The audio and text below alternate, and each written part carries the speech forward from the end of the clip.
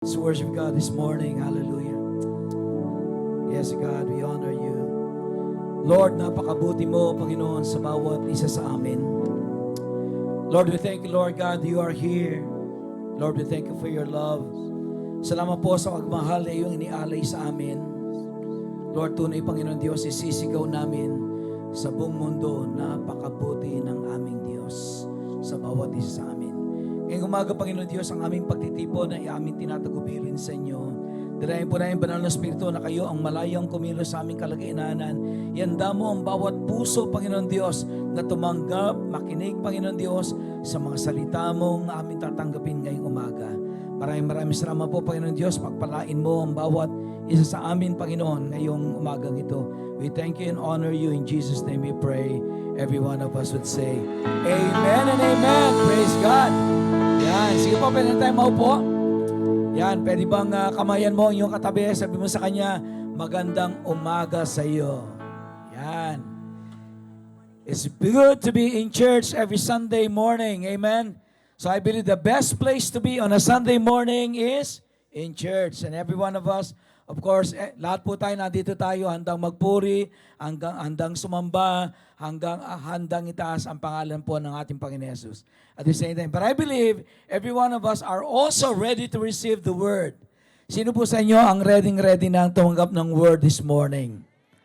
Alam po niyo, sabi ng Bible, alam po niyo, sa pamamagitan ng pakikinig na kanyang mga salita, tayo'y lumalago sa ating pananampalataya. So as we go to church every Sunday and listen to the Word of God, unti-unti po tayong lumalago sa ating pananampalataya. So this morning ay hindi po ako muli ang magpipreach. Okay? Kasi meron po tayong tagapagsalita this morning. One of the primary 12 po ni Pastora Malu.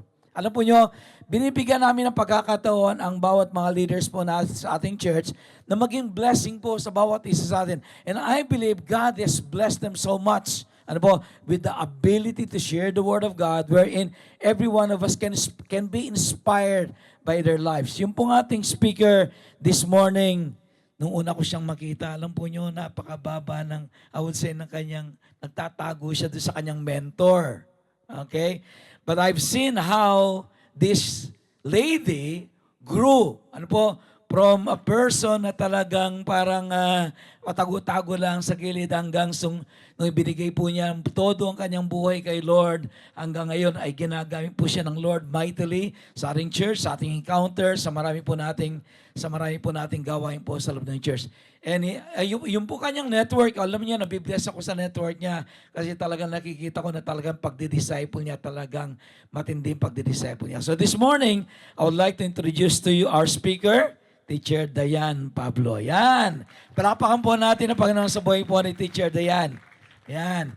She's a teacher by profession anyway. Until probably last year. Dineclare niyo na, Pastor. Yes. Good morning po sa lahat. Isang pinagpalang umaga sa bawat isa sa atin. It's really good to be in the house of the Lord. Amen? Amen. Because there is joy in the house of the Lord. So, sa umagang ito, ako po ang inyong magiging tagapagsalita, tagapaghatid ng mensahe ng Diyos sa bawat isa sa atin. So bago po yan, let us all bow our heads and let us pray. Thank you, Jesus. Hallelujah, Lord. We give you praise, Father God. Tunay po, Panginoon, karapat-dapat ka. You're really worthy of our praises because you are so good. You are true to us. You are faithful, oh God. All the days of our lives, you revealed to us who you are as our God. And right now, Lord, we have all the reason to praise you, Lord God, to lift up your name, Lord Jesus, in this place. And all we desire, all we want is to be with you, Lord Jesus. Samahan mo po kami sa umagang ito, Panginoon, Banal na Espiritu, malaya ka to move to each and every one, in every heart, in every soul that is in here. Lord Jesus, meet every heart today. Lord, let this message, oh God, truly, Lord, it will give an impact into their lives. This message, Panginoon, truly, Lord, it will become so powerful, Lord, that their faith will never be the same again, oh God. Lord, increase in us, oh Jesus. Increase our faith unto you, Lord God, because you are the God of impossible. And Lord, all these things, Lord God, na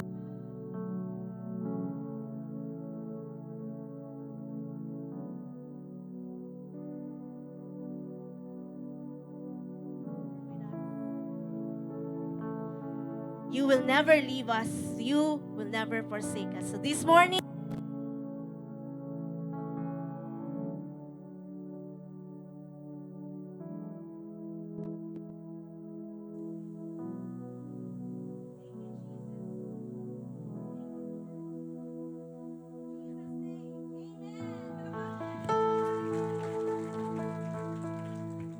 hallelujah! Yan. Live po kasi tayo ngayon, no? Talaga pag live tayo, marami tayong mga ano. Okay, so purihin po muli ang Panginoon sa buhay po ng bawat isa. So today, ang pag-usapan po natin is about... Ayan na po. Okay, so the topic that I'm going to talk about is... The battle is real, but so is my God. Pwede ba nating ulitin yon? The battle is real, but so is my God. Sino po sa umagang ito ang aamin sa atin na meron kang kasalukuyan na battle na pinagdadaanan? Magsabi ng Amen. Amen. Kasi normal po yan. Habang may buhay, mayroon tayong laban. Amen? So sa bawat araw, meron tayong battle na hinaharap. So I believe lahat tayo, meron tayong mga kanya-kanyang struggles, meron tayong mga kanya-kanyang difficulties. No, we have different kinds of battles that we face each and every day sa life natin. Maybe your battle is about yourself, no? Sa sarili mo, no? Even though you are smiling right now, no? Pwedeng pakitignan mo yung katabi mo. No, kamusta yan? Katabi mo na yan. Oo, tingnan nyo muna, sipatin nyo muna yung mukha ng katabi ninyo.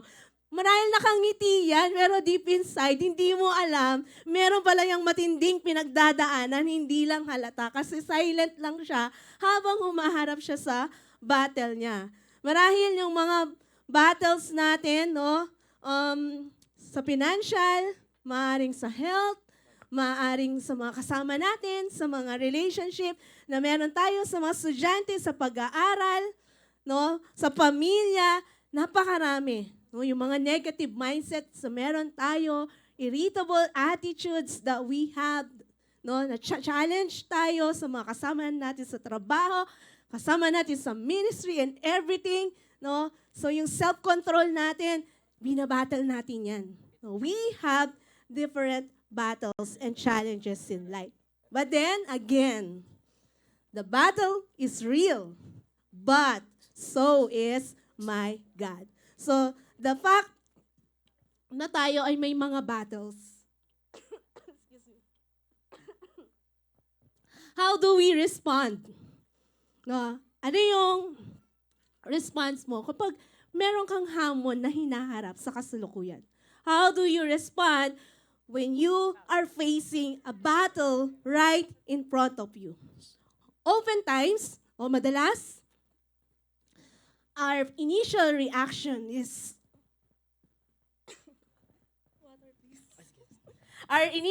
thank you. So our initial reaction is madalas is yung panic, worry, fears. No, tatakot tayo, nag-aalala tayo. We are worrying once the battle is in front of us is too big for us. No? So our initial reaction is, "Ay, Lord, nanunggawan ko. What will I do, Lord?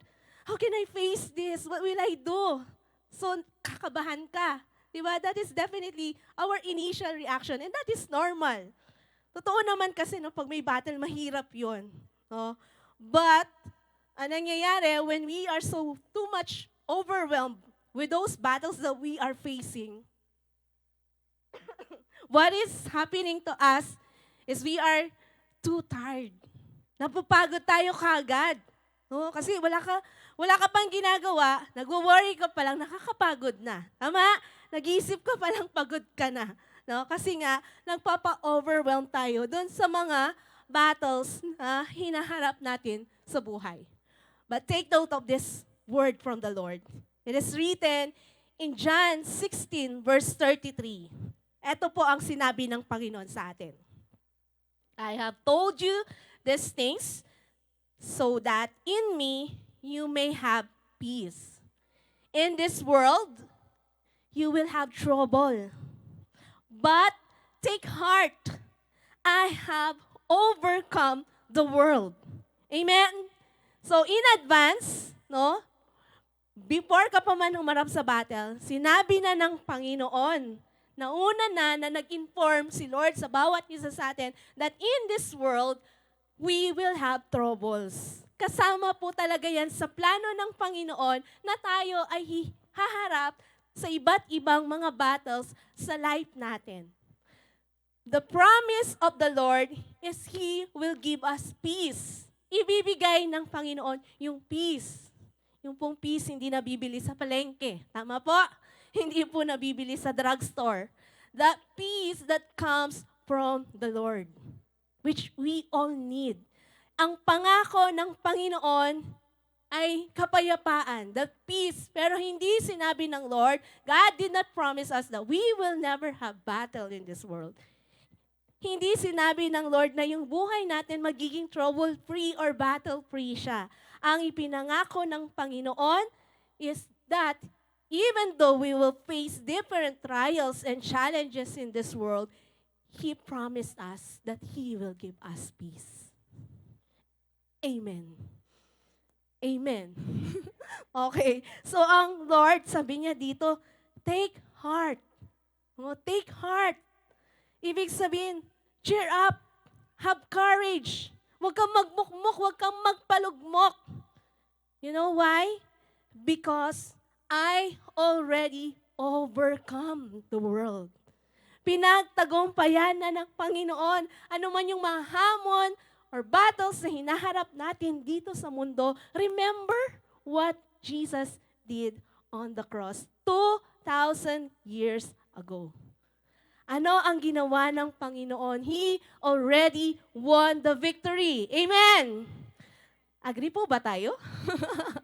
Are you with me? Amen. So yung victory, ipinanalo na po ng Panginoon yan. Alalahanin lang natin palagi nating balikan. Ano ang ginawa ng ating Panginoong Jesus? He has already won the victory. In fact, ang sabi ng Lord, it is finished. Tapos na. Tinapos ko na yung laban. Okay? Tinapos na ng Lord yung battle. Kaya nga, meron kang reason today, kaya ka lumulundag kanina, pumapalakpak ka, umaawit ka with all of your heart and with the loudest voice na pwede mong ibigay sa pag-awit mo kasi you are already victorious. Amen? Kasi pinapanalo na tayo ng Panginoon. Unless you know that, you can never praise the Lord. Kung hindi mo naintindihan kung anong ginawa ng Panginoon sa buhay mo, you will just watch. No, titingnan mo lang yung mga tao while they are raising their hallelujah, ikaw you're standing still. Why? Kasi you do not understand. You don't understand what God has already done. Yes, you have battled kanina before ka pumunta dito, but you have a great God. Our God is alive. No? Ang Diyos ay kasama natin. Kailangan naintindihan natin yun, naisa sa puso natin yun because the Lord has already won our battle. So yung mindset natin, no, ayusin natin yung kaisipan natin. He conquered it all for each and every one of us. So what are the battles that we are facing usually? No?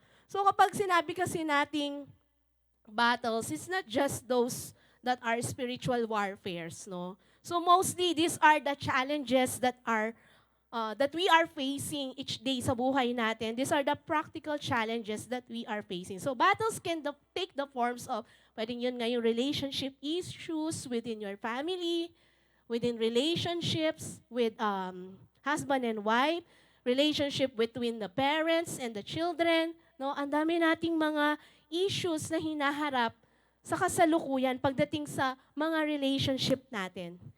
There are issues when it comes to our co-workers or yung hinaharap natin sa career natin. We are so pressured.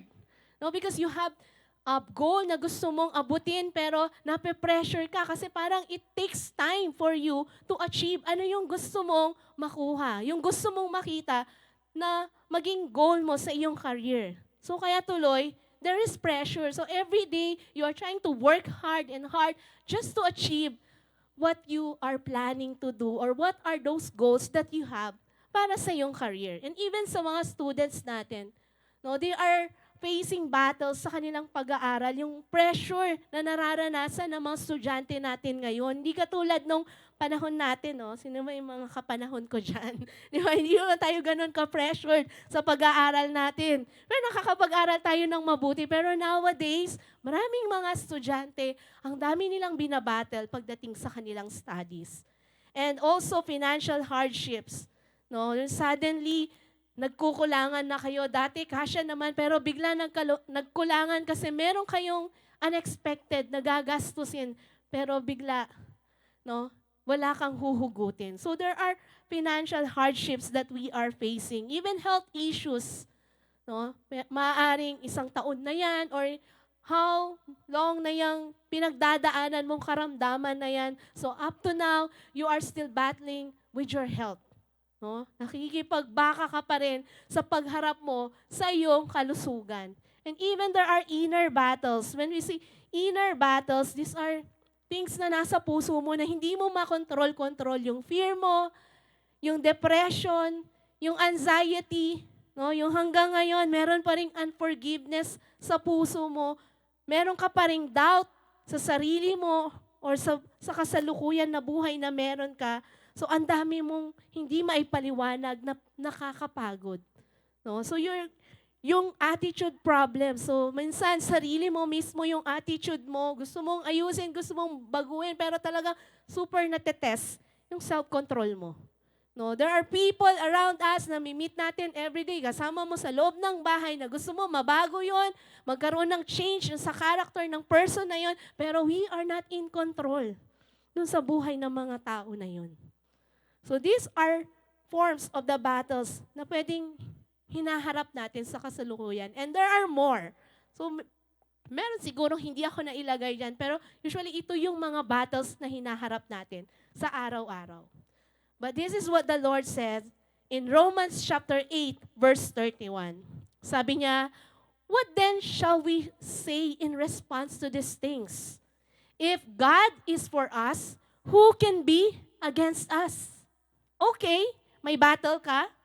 Okay, mahirap yung pinagdadaanan mo. Yes, it's true, nakakapagod. Sino ba naman nagsabi na madali lang yung pinagdadaanan mo? Lahat tayo, pare-parehas tayo na merong pinagdadaanan. And no battle is too easy. Hindi mo pwedeng sabihin, easy lang naman yung sa'yo eh. Madali lang naman. Hindi natin pwedeng sabihin na ganun. Kasi nga iba-ibang level yung ating pinagdadaanan. But then, sabi ng Lord sa atin, if God is for us, who can be against us? No, we're trying to fight all these battles, pero ang totoo, nakakapagod if you are just fighting on your own. No, if you are fighting on your own strength, what we need is power. Can we say that word, power? We need strength. Say the word strength. We need Jesus. Jesus. We need Jesus because He is the source of power. He is the source of our strength. We can never get that strength and that power from this world. Because what this world offers is just temporary. No? Siguro, haharapin mo yung battle mo sa bote, yung bote, temporary lang yung ibibigay niya sa'yo. No? So yung battles, hindi natin dinidil sa battle. No, bote ng alak, bote ng kung ano mang bote yan.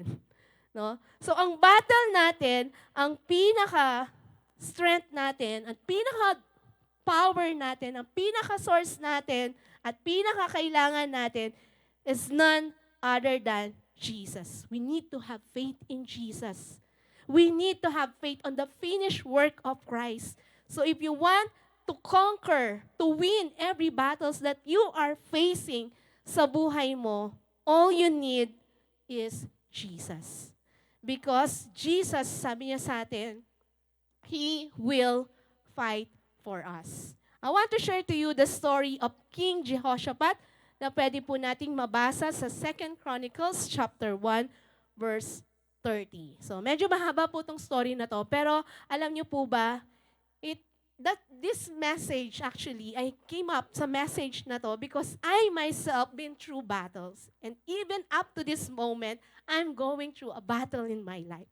But I can stand still in front of you even though I have battles because of what the Lord revealed to me. So I want to share to you this story from 2 Chronicles about the story of King Jehoshaphat. So basahin po natin siya. Sabi niya dito sa 2 Chronicles chapter 20 verse 2 to 4. So chinap-chap ko po siya para mas madali po natin siyang matapos. So some people came and told Jehoshaphat, "A vast army is coming against you from Edom, from the other side of the Dead Sea. It is already in Hazezon Tamar, that is En-Gedi." Alarmed, Jehoshaphat resolved to inquire of the Lord, and he proclaimed a fast for Judah. The people of Judah came together to seek help from the Lord. Indeed, they came from every town in Judah to seek him. So there was this one time na kung saan si Jehoshaphat po, the king of Judah, ay nakareceive po siya ng news, ng balita na sila po daw ay napapaligiran na ng kanilang mga enemies. And yung nakapalibot po sa kanila is multitude. No? So napakarami po nung, sabi niya, vast army. So napakarami po nung kalaban nila na palapit na, papunta na po dun sa kampo nila. So actually, those are three kingdoms, no? Yung mga Moabites, the Ammonites, and also the people in the Mount Seir. So dun sa time na yon, nung malaman yon ni Jehoshaphat, ano po ang initial reaction niya?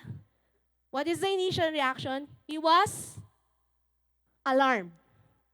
Amen? So alarm, na-alarma siya. Ibig sabihin, nag-worry siya.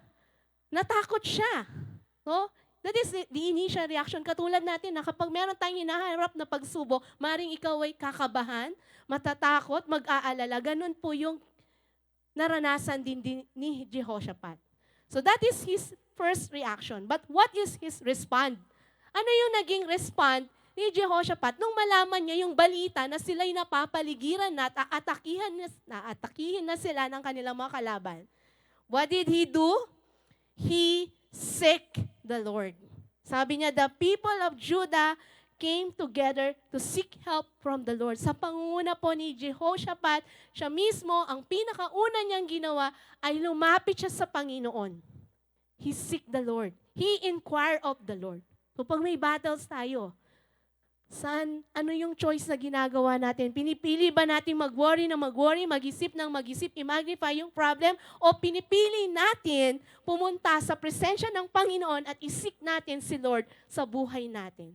So it's not just Jehoshaphat, but he included his tribe, the Judah.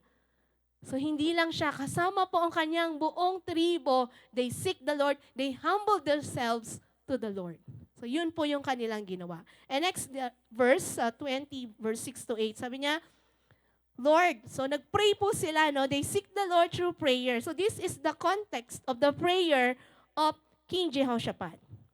Lord, the God of our ancestors, are you not the God who is in heaven? You rule over all the kingdoms of the nations. Power and might are in your hand, and no one can withstand with you. Our God, did you not drive out the inhabitants of this land before your people Israel and give it before the descendants of Abraham, your friend? They have lived in it and have built in it a sanctuary for your name. Saying, next verse, if calamity comes upon us, whether the sword or judgment or plague or famine, we will stand in your presence before this temple that bears your name, and we'll cry out to you in our distress, and you will hear us and save us. Our God, will you not judge them? For we have no power to face this vast army that is attacking us. We do not know what to do, but our eyes are on you.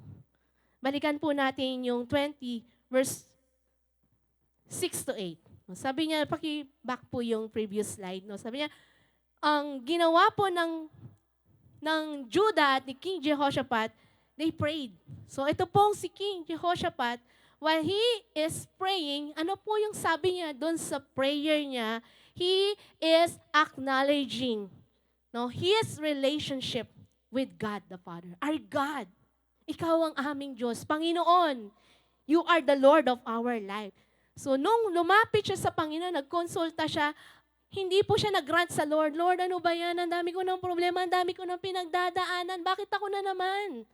Hindi po ganun yung entrada niya doon sa panalangin niya. Lord, ang hirap naman nito. So ano po yung entrada niya doon sa prayer niya? He is acknowledging, no? Ina-acknowledge niya kung sino ang Diyos sa buhay niya. Sabi niya, you are the ruler of this world. No, inaalala niya, sino ba yung Diyos sa buhay niya? You have the powerful and the mighty hand, and no one can stand with, or no one can withstand with you. So inaalala niya po, minamagnify, hindi yung problema, kundi kung sino yung Diyos na meron siya. Amen. So ang minamagnify niya dito is yung God who is faithful. The God na na-recall niya kung ano yung ginawa niya before when those people in the Israel, no, nung lumaban din sila doon sa mga iba't ibang mga territories na kinoconquer nila. So he is recalling, nire-recall niya yung faithfulness ng God, kung anong ginawa ng Lord before. I believe lahat tayo merong something great na pinagdaanan tayo at napagtagumpayan natin yon because of the grace of God, because of the help of God. Nakalimutan mo na ba yun, kapatid? Naaalala mo pa ba yung mga panahon na umiiyak ka, yung mga panahon na hirap ka, pero ang Diyos sinamahan ka at pinagtagumpay ka. At ngayon, may kasalukuyan ka na naman pinagdadaanan. Ano ang nagiging respond mo? Ano ang nagiging reaction mo? Umiiyak ka na naman ba?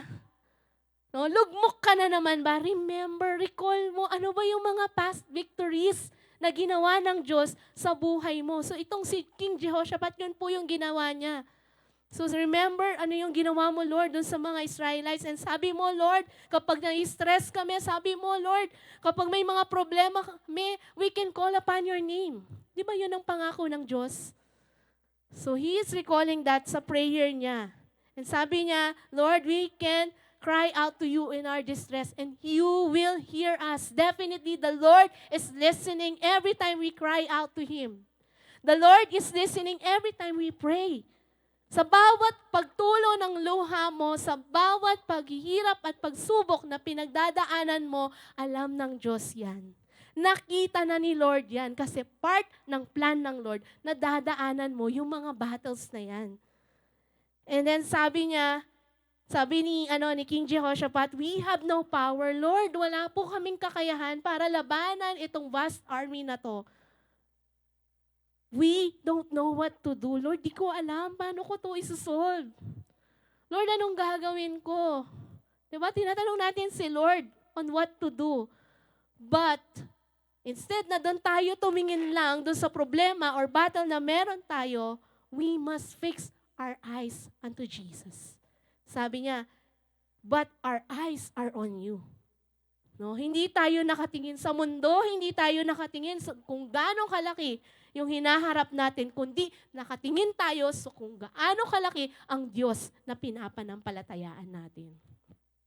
And then, let's continue on 2 Chronicles chapter 15 hanggang 16. Sabi niya, so when God heard yung prayer ni King Jehoshaphat, so gumamit siya ng kanyang prophet to speak to Jehoshaphat. Listen, sabi niya dito, King Jehoshaphat and all who live in Judah and Jerusalem, this is what the Lord says to you. Do not be afraid or discouraged because of this vast army.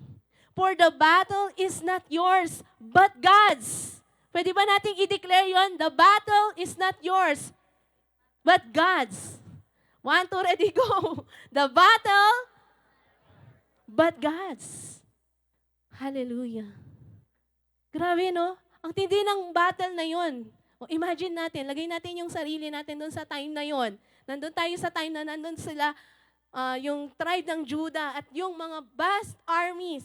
No? 3 kingdoms, multitudes. No? Multitudes, yung dami nilang kalaban and they are outnumbered. Sabi po sa Bible, kumpara dun sa mga kalaban nila, ay mas kaunti po yung tribe of Judah. But then, ang sabi ng Lord, listen, sabi niya kay King Jehoshaphat, makinig ka, no?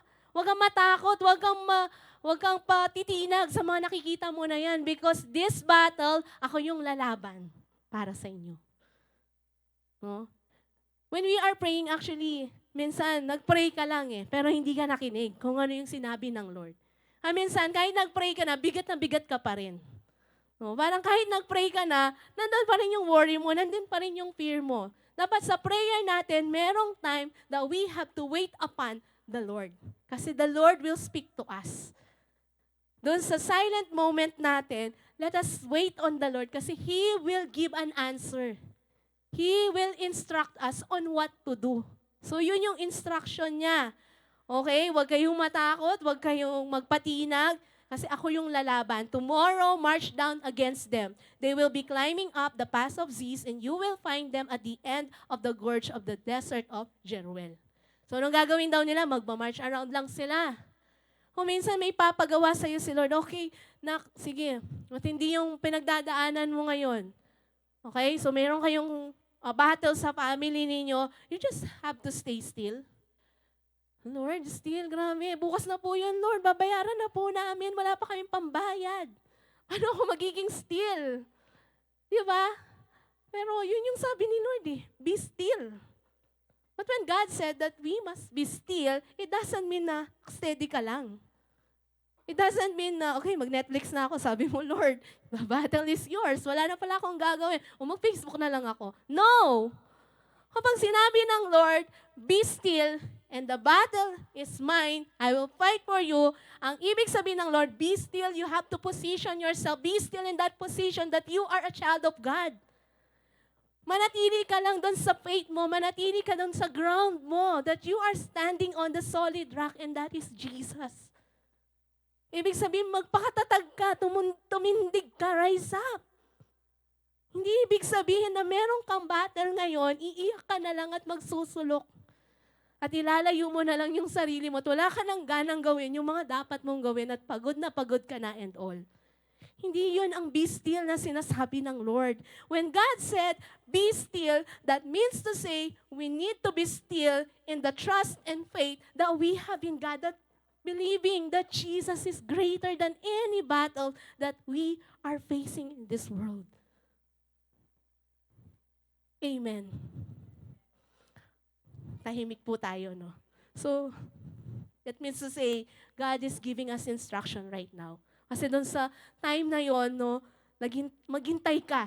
Hindi naman kasi yung, ngayon ka nag-pray, agad-agad, the answer is right away, ibibigay ng Lord. We need to wait. We need to trust.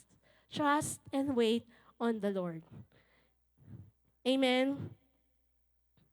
So, doon sa time po na yon, naghintay lang po si Jehoshaphat at yun lang sinabi ng Lord, march around, okay? Harapin nyo yung mga battles nyo. Harapin mo. Huwag ka matakot kasi sasamahan kita. Let's continue. Sa verse 19 hanggang 21. Tama ba ako? Okay, that's 17 to 18 muna. Sorry. Okay, so sabi niya, you will not have to fight this battle. Hindi ikaw. Oh Lord, hindi na ako mapapagod. Hindi na ako mag-worry kasi sabi mo, ikaw na lang yung magpa-fight ng battle Diba? Pero yun yung sinabi ni Lord. You will not have to fight this battle. Take up your position. Stand firm and see the deliverance of the Lord will give you, Judah and Jerusalem. Do not be afraid. Do not be discouraged. Again, sinabi na naman ng Lord, huwag ka matakot. Go out to face them tomorrow. Sige, lumabas ka, harapin mo. And the Lord will be with you. Yung po yung sinabi ko kanina, no? Jehoshaphat bowed down with his face to the ground, and all the people of Judah and Jerusalem fell down in worship before the Lord. What did they do? Anong ginawa nila? They worship the Lord. Grabe.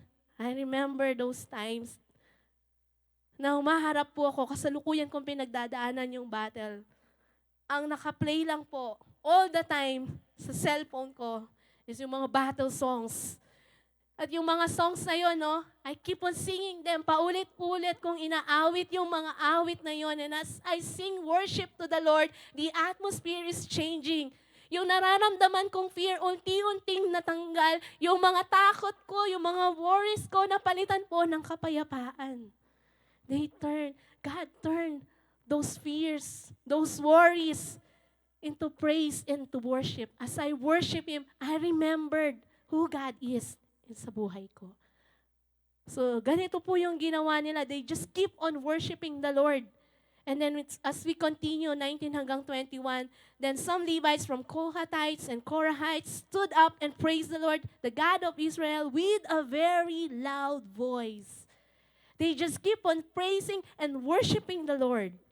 And after consulting people, Jehoshaphat appointed men to sing to the Lord, praise Him with splendor of His holiness, as they went out the head of the army, saying, give thanks to the Lord, for His love endures forever. How did they face their battle? They praise, they worship. They began with praise and worship. They raised their hallelujah to Jesus. Is it that easy to praise and worship the Lord? We're in the middle of the battle. Napakadali po ba nun? Madali ba yan para sa inyo? Nang magpuri sa Diyos sa kabila ng mga pagsubok natin pinagdadaanan, magsabi kayo ng amen kung kaya ninyo. Amen. Praise God. But sometimes that is too hard because it is more easier to worship the Lord when we are filled with so much blessing. Kapag everything is okay, it's so easy to worship the Lord. But you know what? Kapag meron tayong mga battles, that is the time, the best time for us to really worship our Lord with all of our hearts. Because our weapon is our worship. Amen? So just keep on thanking the Lord because His love, it endures forever. So wag lang tayo kapag okay tayo at puno tayo ng blessing, doon tayo marunong magpuri sa Panginoon. In good times, in bad times, let us keep on thanking and praising the Lord because He is the God of all season.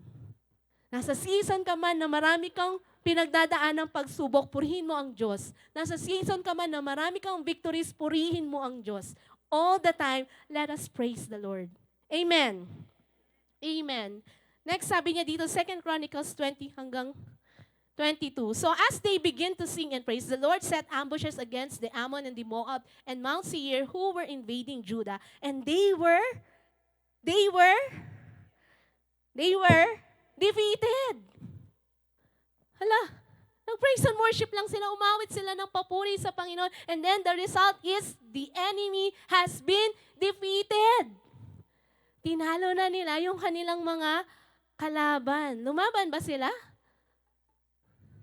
Lumaban ba sila? Hindi. No, hindi po sila lumaban. Ano lang ginawa nila? Nagpuri, nag-worship po sila sa Panginoon. Alam niyo po ang nangyari dito, no? Sabi niya, the Ammonites and Moabites rose up against the men of Mount Seir to destroy and annihilate them. After they finished slaughtering the men from Seir, they helped to destroy one another. Habang nagpupuri sila sa Panginoon, kaharap po nila yung mga kalaban nila, but they are armed, they are positioned, no? Nakasuot pa rin sila doon sa battle, ano po nila. Suot pa din nila yon.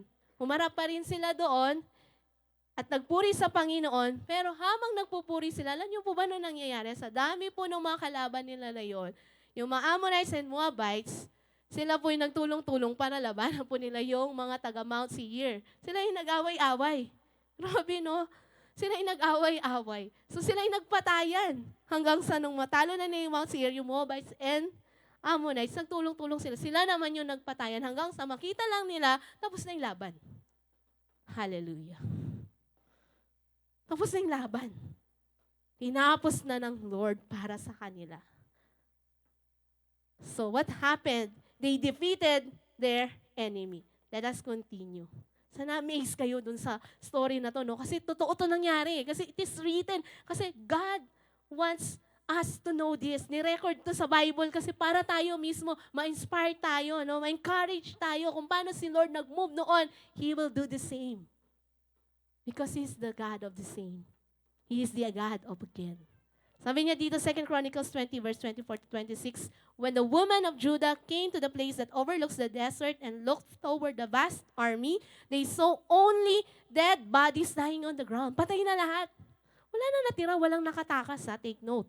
Lahat ng mga kalaban nila, patay na sila. No one had escaped. So Jehoshaphat and his men went to carry off their plunder. They found among them great amount of equipment, clothing, and also articles of value, more than they could take away. There's so much plunder that it took them 3 days to collect it. On the 4th day, they assembled in the valley of Beraka where they praised the Lord. This is why it is called the valley of Beraka to this day. Grabe, so after nilang makita na patay na lahat ng mga kalaban, eto pa, meron silang plunder. Sabihin nga natin, plunder. Ay, naantok na po yata tayo yung plunder. Yung po yung kung saan natin nilalagay yung schedule natin. No? Ano yung mga due date natin. Hindi, joke lang po. Hindi po kayo tumawa. Planner po yun. Plunder po yung sinasabi ko. Pag sinabi po nating plunder, eto yung mga good things na pwede mo makuha galing doon sa ikitinalo ninyong mga kalaban ninyo. Ito yung mga, sabi niya dito, ito yung mga equipments, clothing, articles of value. So siguro sa panahon na yun, ano kayo nakuha nila? Refrigerator, aircon, TV, mga appliances, no, kotse? No. So ano po yung nakuha nila? Ito yung mga articles of value. Pwedeng mga ginto, kasi noon talaga marami silang mga ginto, mga pag-aari nila, mga hayop, mga baka na mapapakinabangan nila. Yun yung naging plunder nila. Sobrang dami po ng mga yon.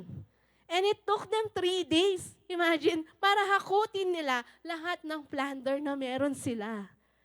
Di ba natin palakpakan si Lord? Di ba kayo na-amaze na, wow, Lord, meron akong battle, pero I know after this battle, meron akong plunder. Hindi planner. Meron tayong plunder na after the battle, after mo nakipag-battle, no, after mo nag-stand still dun sa mga pinagdaanan mo at hindi ka sumuho, hindi ka nag-turn back sa Lord, hindi mo pinabayaan yung faith na meron ka, after nun, meron kang i-receive. Because the greater the battle, the greater is the victory. Amen! Hallelujah. Alam niyo po, hindi pa tapos yung laban ko, pero, laban talaga, no? Hindi pa tapos yung battle, pero the plunder, I already received one. Tanong niyo po kung ano yun. Ano yun? So yung plunder po na yun, sige, mamaya na natin yun sabihin, no? Pero meron na tayong mga na-receive. Imagine, ano yung nawala sa'yo today? No? What is lost during your battles? God can turn it. No? Kayang ibalik ni Lord yon, double portion pa sa kung ano yung nawala sa'yo. Amen? Amen. Double portion yung kayang ibalik sa'yo ng Panginoon. So kung may battle ka ngayon and you lost something, meron nawala sa'yo, meron kang give up, meron kang kailangan iwanan, meron kang kailangan isurrender, pero sa kabila ng yon, ano man nawala sa'yo, kayang ibalik sa'yo ng Lord yan. Double portion. Amen. So again, ito po ang pangako ng Lord sa atin. Exodus 14:14, the Lord will fight for you. You need only to be still. Sinabi ko na po nung big sabihin ng still. Stand firm on your solid ground, solid rock, and that is Jesus. Keep the faith, keep moving on, keep on serving the Lord, keep on worshiping the Lord. Keep doing what you have to do. Huwag kang mag-stop. Magpahinga po muna ako, napagod na po ako sa battles ko. No! Rise up! Take heart! Sabi ng Lord, cheer up! Tuloy ka lang. Tuloy mo lang because I will fight for you. Be still in the presence of God. No turning back. Sabihin mo sa kapatid mo, sa katabi mo, no turning back. No turning back. Yes, huwag tayo bumalik sa mundo. Kasi kahit balikan mo yung mundo, babalik ka pa rin sa Lord. Kasi mas mahirap yung battle kapag nasa world ka. Pero yung battle na kasama natin ang Diyos, winner ka, panalo ka. Amen. Amen. So what does it mean when God says, I will fight for you or I will fight your battles? So pag sinabi ni Lord na ako yung magpa-fight sa battle mo, do not be anxious. Yun yung big sabihin ng Lord. Huwag ka na mag-alala. Huwag ka na magpa-discourage. So lahat ng to, inalaw ko talaga yan. Yan sinasabi ng Lord sa atin. Pero huwag ka mag-alala. I will fight for you. So do not doubt. Kahit na may times na yung enemy talagang sasabihan ka niya na, ay, magsaserve ka dyan, pero ganito yung nangyayari. Akala ko ba, God is good. O bakit ganyan pinagdadaanan mo? So yung enemy, Huwag mong hayaan na mas malakas yung boses niya. Don't allow the enemy's voice or the lies of the enemy becomes louder than the voice of the Holy Spirit. So sa panahon na meron kang battle, gawin mong mas open yung ears mo, yung spirit mo, yung heart mo sa word ng Lord. Amen. So nothing is impossible with the Lord. Let us declare, nothing is impossible, nothing is too hard. God is our way maker, miracle working God. Promise keeper, light in the darkness, that is who you are. Kaya nga dapat kumakanta tayo ng praise and worship. Memorize natin yung mga lyrics kasi those are the declarations coming from the Word of God. Hallelujah. So what is the purpose of our battles in our life? First is to glorify the Lord. Para mapurihan mong Diyos, para mapatunayan mo that God is our deliverer. He is our Jehovah Mephalti. Jehovah Mephalti, new word. Jehovah Mephalti means He is our deliverer. He is our rescuer. Amen? So paano mo mapapatunayan na deliverer si Lord kung wala ka namang battle na pinagdaanan? Paano mo mapapatunayan na kaya kang isave ng Lord kung wala kang pinagdaanan na hardships? Kaya tayo dumadaan sa battle kasi para mas ma-magnify who God is sa buhay natin.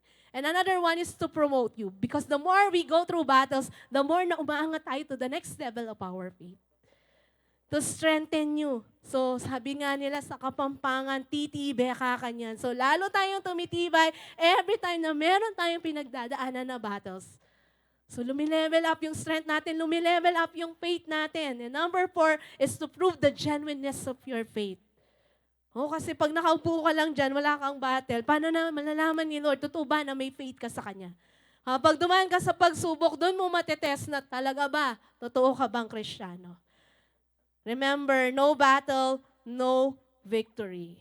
Amen? So how to win our battles with confidence? Ito na yung mga dapat nating gawin para tayo ay magkaroon ng lakas ng loob kahit na meron tayong mga battles. Number 1, ano ang ginawa ni King Jehoshaphat? He seek the Lord.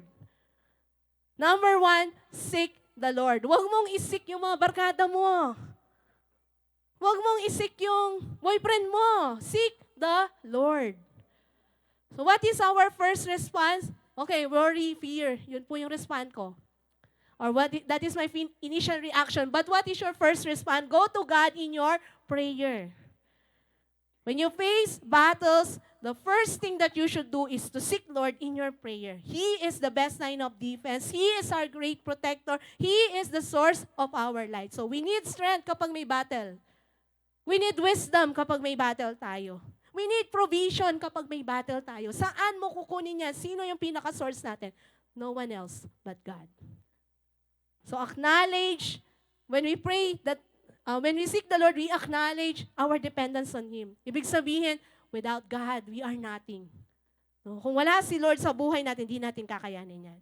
And the verse in Deuteronomy chapter 4, verse 29, but if there you seek the Lord your God, you will find Him. Alam niyo, hindi po mahirap hanapin ng Diyos. No, hindi mo kailangan mag-travel, bumiyahe ng malayo para lang saliksikin ng Lord. He is just breath away.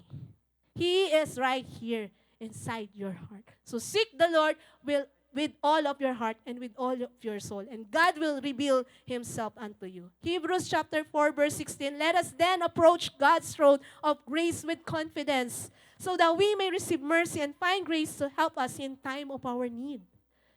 Lumapit ka sa Diyos nang walang pag-aalinlangan. Kung minsan natatakot ka mag-pray, Lord, baka hindi mo naman ako pakinggan.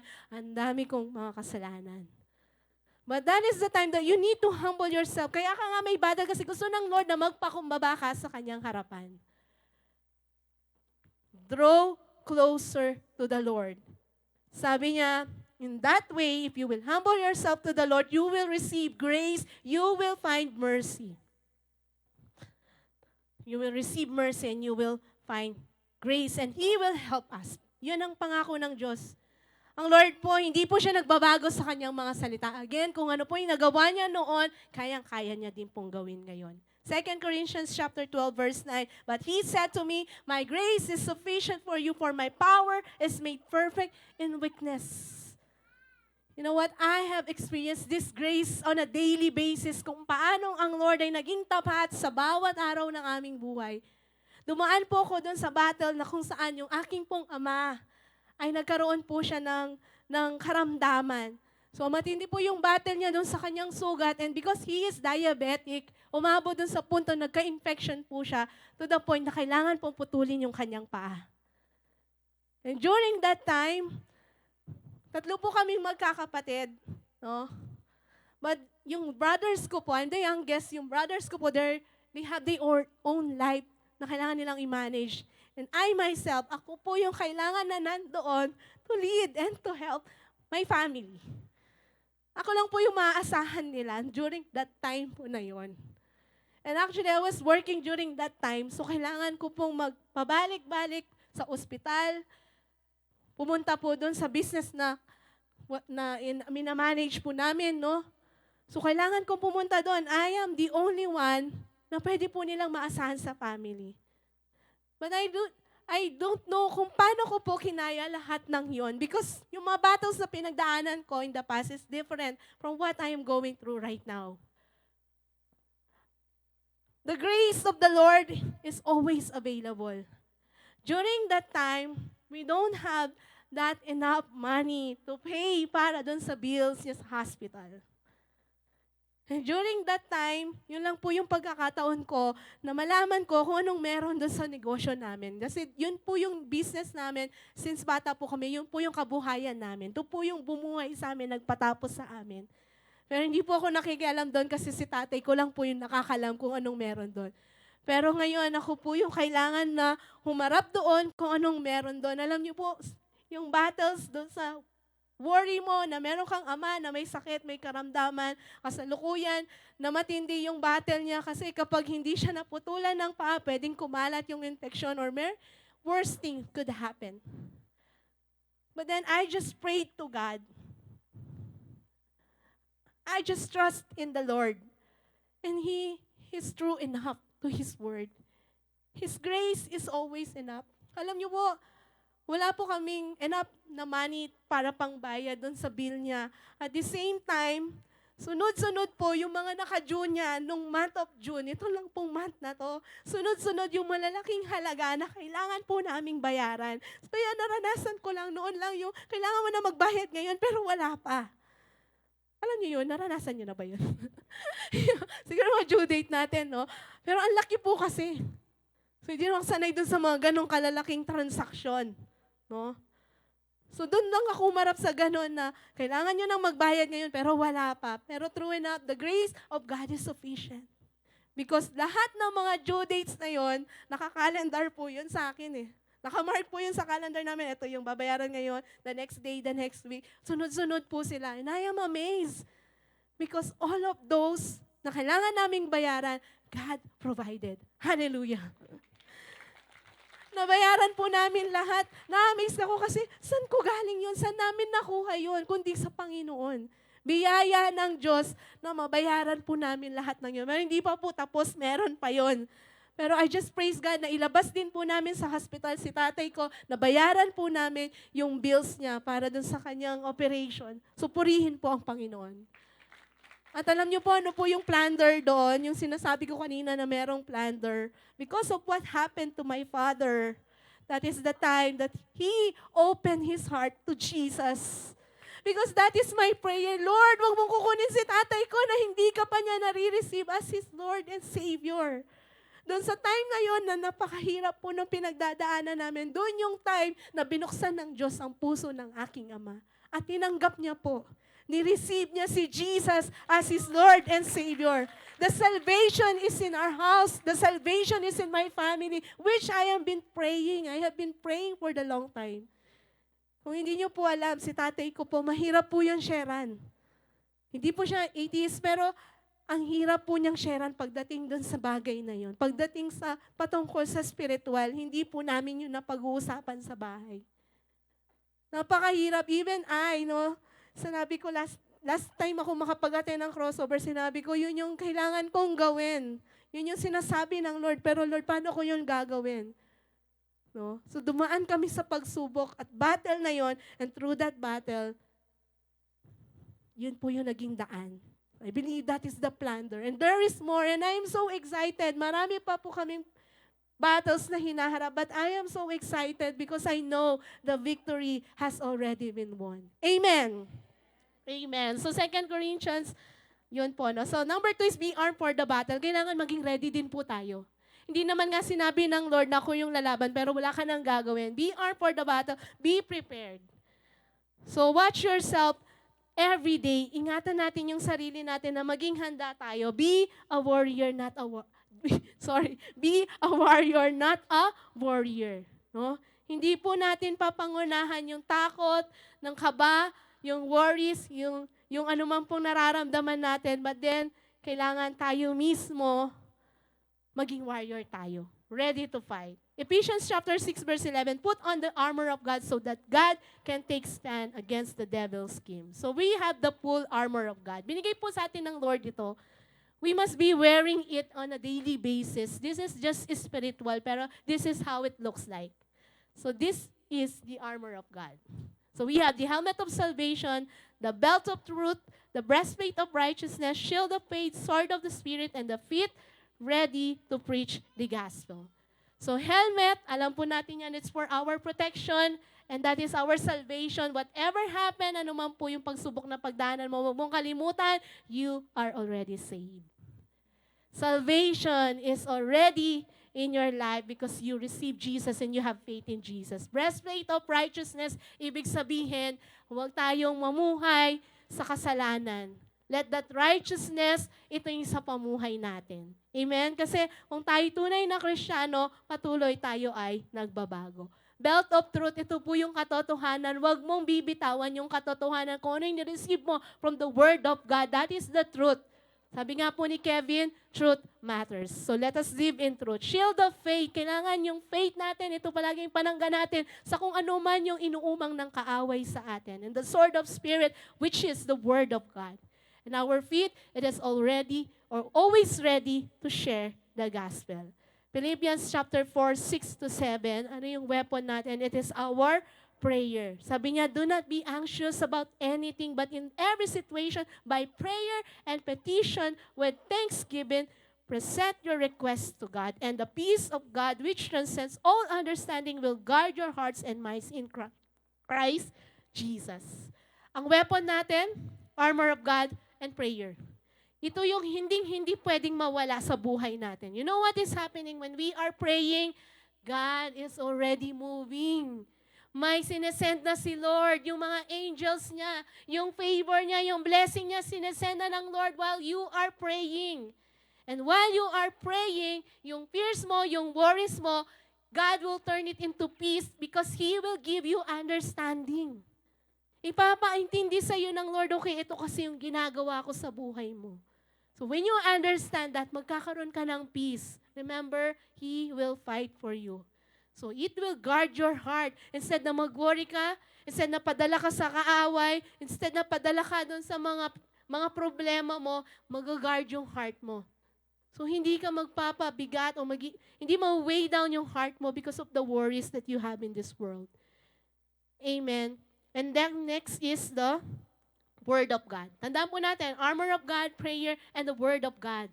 This is our weapon, the Word of God. Sabi niya sa Joshua chapter 1 verse 8, keep this book of law always on your lips, meditate in it day and night so that you may be careful to do everything written in it. Then you will be prosperous and successful. Kailangan natin ng wisdom eh. Kailangan natin maintindihan. Saan mo makukuha yon? From the Word of God. From the truth that is coming from the Word of God. You know, there are 8,000 or over 8,000 promises that the Lord has in His book, in the Bible. Aware po ba tayo doon? 8,000 promises. Wow, ang dami. How many of those promises is already written or engraved in the tablet of your heart? Ilan sa mga pangako ng Diyos ang memorize mo na, ang pinanghahawakan mo na, napakarami po nun, 8,000 promises. And God is true to His Word. Ang pangako ng Diyos ay kailanman hindi niya tayo bibiguin.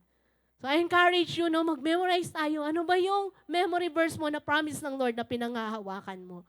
And lastly, yung the power of the praise and worship. Yung pagpupuri, katulad ng ginawa nila Jehoshaphat, and so much more battles that have been won because they praise and worship the Lord. So nung si Jehoshaphat, no, napanalo po nila yung battle nila through praise and worship. And if you remember the story of the fall of Jericho, anong ginawa nila? They just marched around and they shouted the shout of victory. And they won the battle. Even when Paul and Silas in prison, nung nasa kulungan po sila, binabattle nila yung sitwasyon nila kasi masakit yung katawan nila dahil dun sa persecution na naranasan nila. But what did they do? Habang dumaranas sila ng pain, they just praised and worshiped the Lord. And as they praised and worshiped the Lord, they were released from that prison. Napalaya po sila. So when we are going through battles, no, seek the Lord. Be armed for the battle. And let us worship. Let us magnify who God is sa buhay natin. Number 3, trust that the battle belongs to the Lord. Huwag mong akuin mag-isa. Huwag kang lumaban mag-isa. Ipagkatiwala mo sa Diyos kung ano man yung laban o hamon sa buhay na kinakaharap mo. 2 Chronicles 20 verse 15, sabi niya dito, do not be afraid or discouraged because of this vast army, for the battle is yours, or battle is not yours, but God's. I will fight for you. This is my battle. I will win this battle for you. Amen? So pagkatiwala mo kay Lord, alalahanin mo, katulad ni Jehoshaphat, alalahanin mo, ano ba yung mga nagawa ni Lord noon? God was able to part seas. God was able to heal those diseases, any sickness. God was able na buhayin yung mga patay. Ang daming kayang gawin ng Lord. Yung mga patutuo ng ating mga kapatid, yung mga pinagdaanan mo sa nakaraan na pagtagumpayan mo, hindi pa ba sapat yon para ipagkatiwala mo yung battle na yan sa Panginoon? If you believe, therefore speak it. Sabi niya yan sa 2 Corinthians 4:13. I believe, therefore I have spoken. Since we have that same spirit faith, we also believe, and therefore we speak. Let's speak out to that mountains. Let's declare, let's proclaim that we have already won the battle. Because Jesus Christ is the same yesterday, today, and forever. Kung ano po yung ginawa ni Lord before, He certainly can do it again.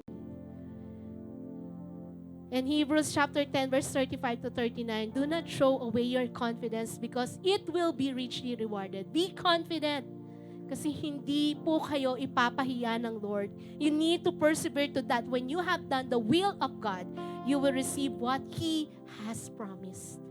In just a little while, this is just a little while. Okay, you have battle, but remember, this is just temporary. Hindi ka forever lumalaban. Makakaranas ka rin ng victory. He is coming, will come and will not delay. But my righteous one will live by faith. And I take no pleasure in the one who shrinks back. Hindi natutuwa ang Lord sa mga umuurong sa laban. Hindi napi-please si Lord kapag wala tayong faith sa Kanya. But we do not belong to those who shrink back and are destroyed. But those who have faith are saved. Hallelujah. Can we all bow our heads right now? Salamat, Panginoong Jesus. Salamat sa iyong mga salita. Salamat sa iyong mga pangako, Panginoon. Truly, God, you are the God of our battles, Lord God. Lord, ano man po yung mga hamon at pagsubok na meron kami sa oras na to, O Diyos. Lord, lahat ng ito, God, ay pinipili po namin na ipagkatiwala lahat ng ito sa inyong God. Come on, I want every one of us to open our hearts right now to Jesus. Alam ko, kapatid, pagod ka na. Alam ko maraming beses umiiyak ka sa Panginoon dahil dun sa mga laban mo sa buhay. Pero ito, ang Panginoon, nandito siya, sinasabi niya, I have already overcome. Rise up, sabi ng Lord. Come on, let us be honest to God right now and humble ourselves before Him. Isuko mo yung laban na yan, hindi yan sa'yo. Si Lord ang lalaban para sa'yo. All you have to do is to be still, stand in your position. You are a child of God. He loves you and He loves you. He will win that battle for you. You don't have to fight alone. Come on, isurrender mo yung laban na yan.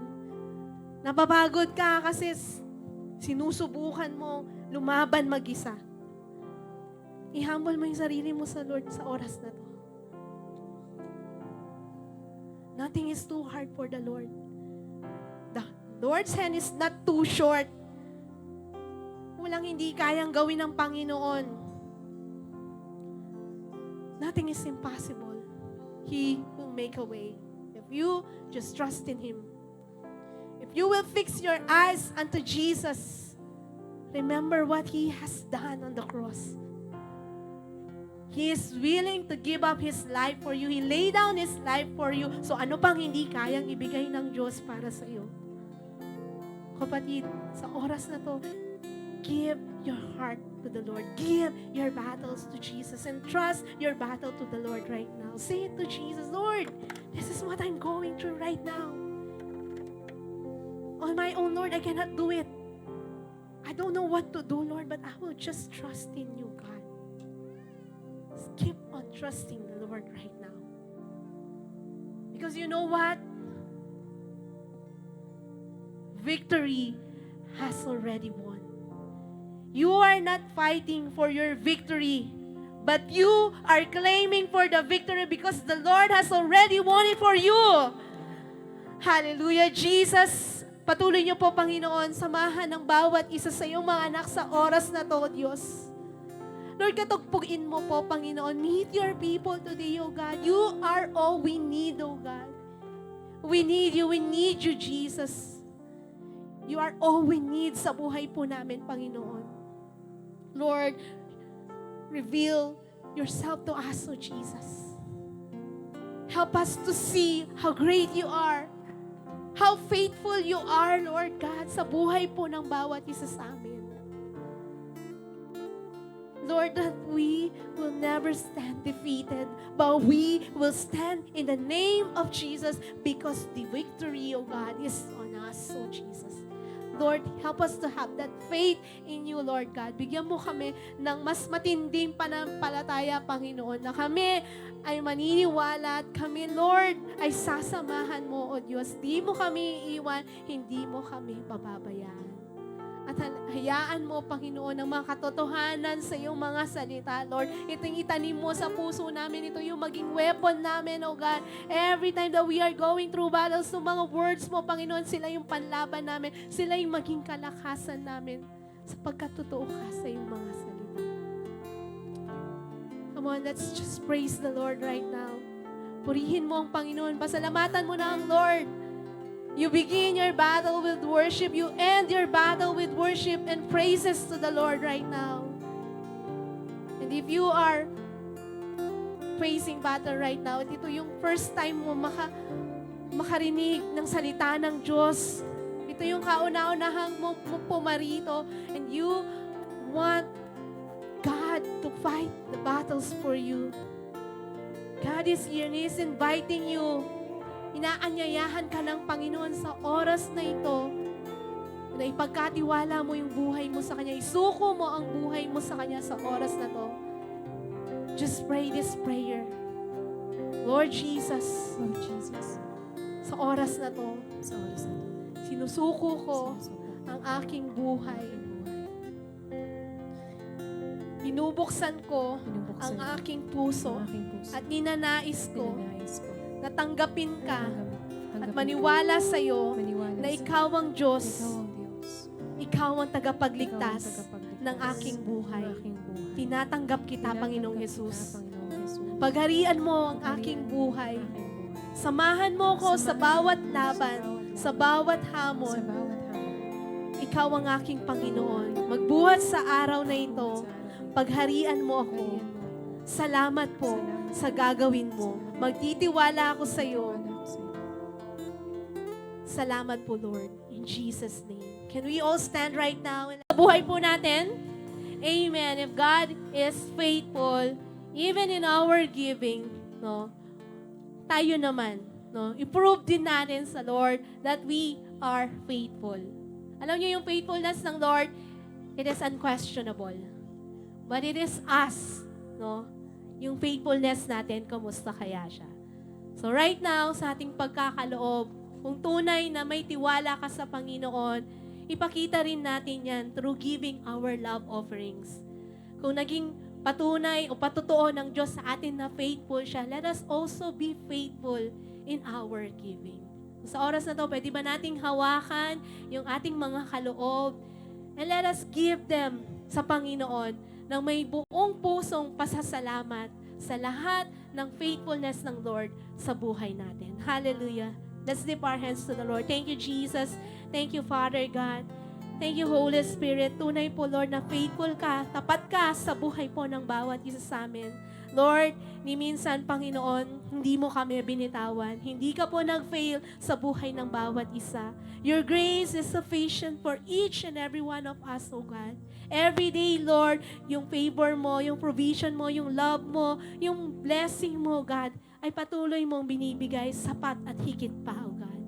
At sa oras na to, Panginoon, hayaan mo ng puso namin, Lord God, ay mapuno ng pagpupuri at pasasalamat, O God.